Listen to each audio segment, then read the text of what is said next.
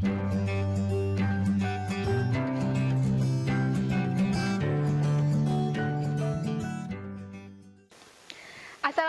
warahmatullahi wabarakatuh. Bertemu lagi dengan saya Agih Khairunisa. Pada kesempatan kali ini kita akan bahas materi IPA pada modul ke-16, yaitu tentang bumi kita dalam tata surya. Nah, sistem tata surya merupakan kumpulan benda langit yang terdiri dari sebuah bintang, yaitu matahari, dan juga planet lainnya serta benda-benda langit yang lainnya. Bintang pada sistem tata surya kita tentunya adalah matahari. Bintang adalah benda atau objek langit yang bisa memancarkan cahayanya sendiri. Objek-objek yang ada pada tata surya adalah yang pertama bintang atau matahari, yang kedua adalah planet-planet, terdiri dari 8 buah planet, kemudian ada planet-planet kerdil, ada juga 173 satelit alami yang teridentifikasi, dan ada jutaan benda langit lainnya seperti meteor, asteroid, komet, dan yang lainnya. Nah, matahari sebagai pusat dari sistem tata surya kita. Bisa dilihat di sini ya. Kurang lebih gambar matahari adalah seperti ini ya. Ini ada animasinya. Nah, matahari merupakan pusat peredaran benda-benda langit di sistem tata surya kita. Berbentuk nyaris bulat, berupa bola gas raksasa. Suhu pusat bumi mencapai 15 juta derajat Celcius dan diameternya sekitar 109 kali diameter bumi. Ya, sekitar 3/4 massa matahari itu terdiri dari gas yang bernama helium. Sedangkan sisanya yaitu dari oksigen, karbon, neon, besi, dan yang lainnya. Matahari diduga terbentuk sekitar 4,6 miliar tahun yang lalu, dan matahari sebenarnya berwarna putih, namun tampak kuning karena ada pembauran cahaya biru di atmosfer bumi. Nah, ini ada beberapa rincian jarak matahari dengan planet-planet yang ada di sekitarnya. Paling dekat dengan Merkurius, kemudian selanjutnya ada Venus, Bumi, Mars, Jupiter, Saturnus, Uranus, dan juga Neptunus. Nah, planet sebagai anggota dalam anggota tata surya. Jadi planet-planet ini merupakan benda langit yang mengorbit pada matahari atau mengelilingi matahari dengan lintasan-lintasan tertentu. Nah, planet yang mengorbit matahari bisa kita bedakan menjadi dua, yaitu planet dalam yang terdiri dari Merkurius, Venus, Bumi, dan Mars, dan juga planet luar yang terdiri dari Jupiter, Saturnus, Uranus, dan juga Neptunus. Yang pertama planet disebut sebagai planet Merkurius yang paling dekat dengan matahari ya. Merkurius merupakan planet memiliki predikat paling kecil dan juga paling dekat dengan matahari. Gambarnya seperti terlihat di sini, kurang lebih seperti ini ya, gambar dari NASA.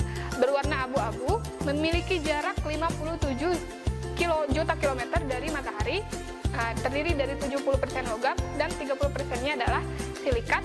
Kemudian memiliki diameter sekitar 4.879 km dan bersuhu 430 derajat Celcius untuk bagian yang terkena mataharinya atau menghadap mataharinya, dan juga minus 180 derajat Celcius untuk bagian yang membelakangi matahari. Nah, planet yang kedua adalah Venus.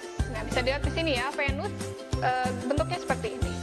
Bisa dikenal sebagai bintang fajar atau bintang senja ya, berwarna putih kekuningan, memiliki jarak 108 juta kilometer dari matahari dan memiliki diameter sekitar 6.052 km.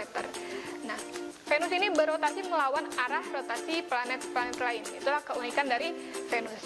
Kemudian Bumi. Nah, Bumi ini tempat tinggal kita, berwarna biru kehijauan dari luar angkasa, kemudian memiliki jarak 149,6 juta kilometer dari matahari dan memiliki diameter sekitar 12.742 km. Dan Bumi ini memiliki satu buah satelit alami yang kita sebut sebagai bulan. Planet yang keempat adalah Mars. Nah, selain itu, planet ini juga terkenal dengan nama planet merah ya, karena memiliki permukaan yang berwarna kemerah-merahan. Jarak antara Mars dengan matahari adalah 227 juta ya maksudnya ya.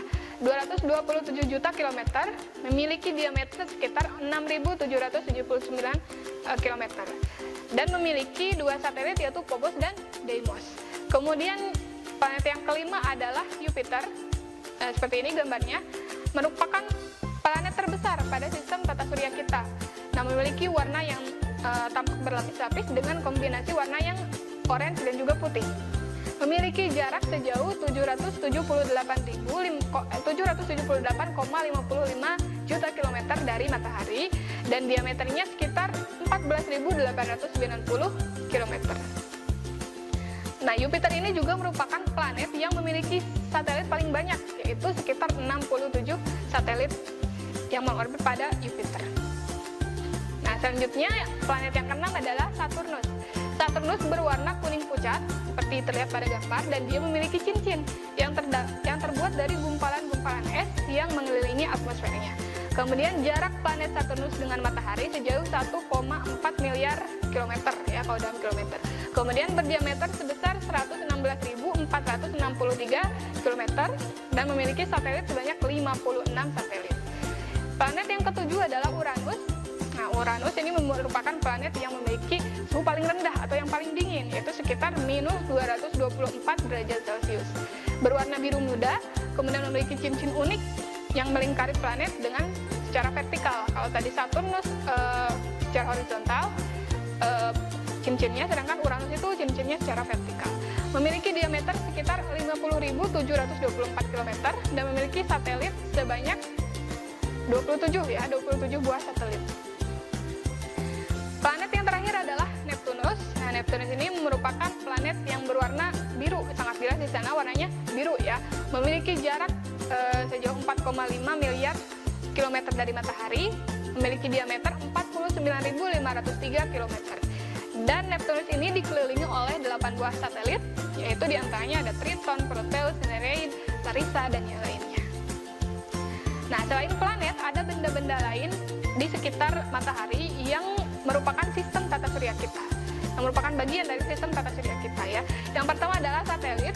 Nah, satelit merupakan benda langit yang mengorbit benda lain dengan periode revolusi dan juga rotasi tertentu.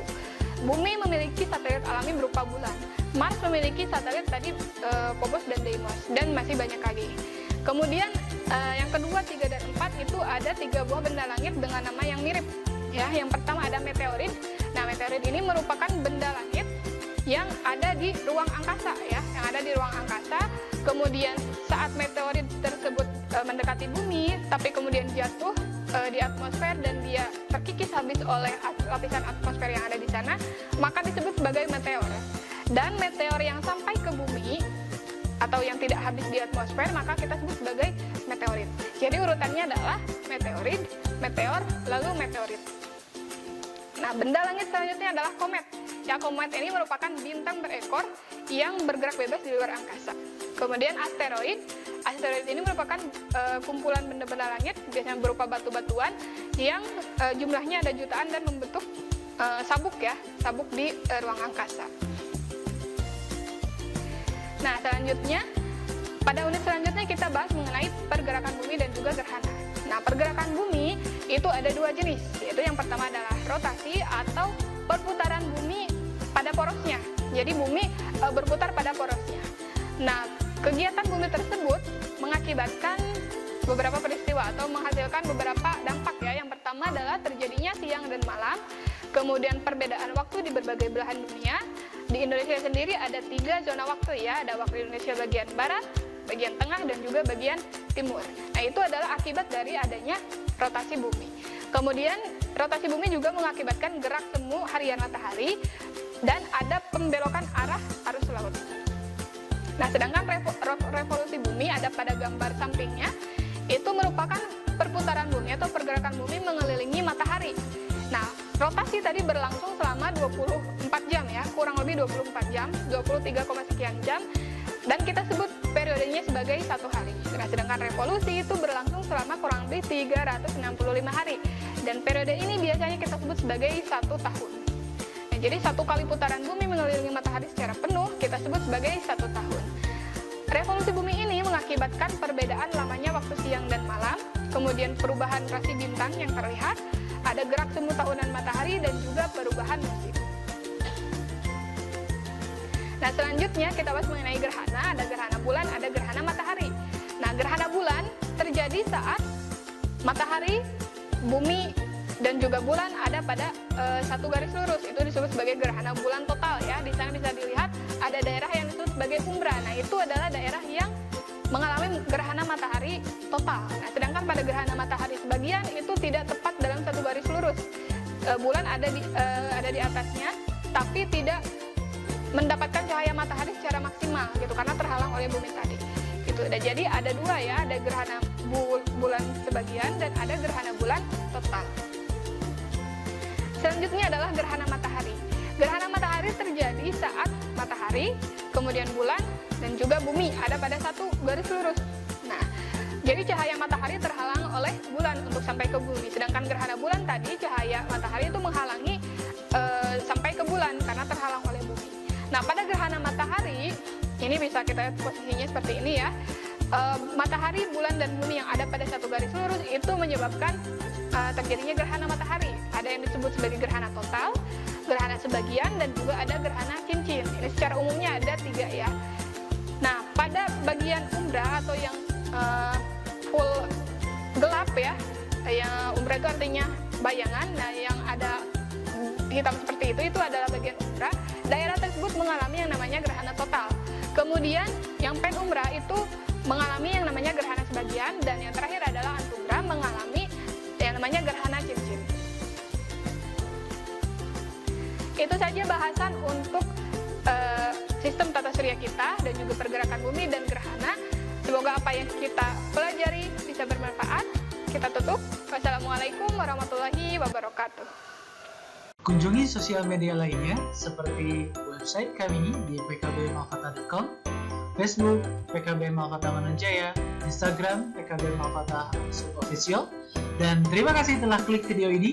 Jangan lupa like, comment, share, and subscribe untuk menunjukkan dukungan kamu terhadap channel ini. Enjoy the video PKB Malkata.